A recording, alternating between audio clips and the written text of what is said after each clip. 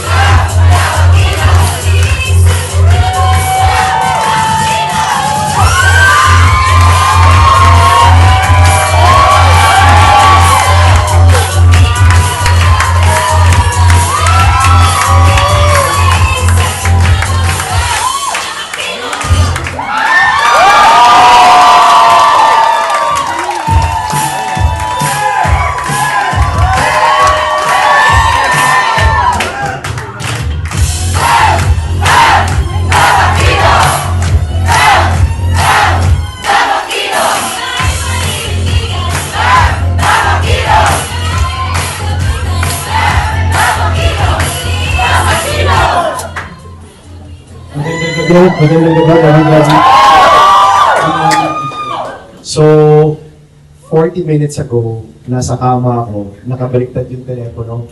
Hindi ko siya titingnan. Nanonood ng My Little Pony ba yun, honey? Nanonood sila ng My Little Pony. Medyo minimemorize ko na yung My Little Pony, ganyan. Sabi ko, titingin ba ako? I was really waiting for a phone call. Hinihintay ko yung tawag talaga ni Tini.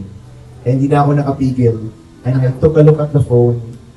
250 messages, 80 messages, 150 messages lahat. Congratulations, congratulations. So at that point, naisip ko, baka nga nanalo tayo. But that result is really not what we all expected.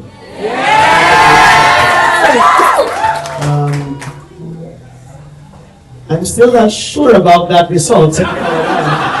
Ang taas niya, di ba? I know among ourselves, ang tingin natin, aabot tayo ng number 6 to 8. In fact, may nagsabing 8 to 10. And sabi ko, baka kaya naman siguro mag-number 8 man lang. But this morning, nag-uusap kami, either mag-6 to 8 tayo or number 15 tayo. But this is really an unprecedented result. At yan po ay, gaya ng nasabi ko kahapon sa ating misa, hindi yan dahil lang sa atin. Dahil po yan sa ating lahat. Lahat po tayo dito nagtrabaho, kumayon, nangungitse.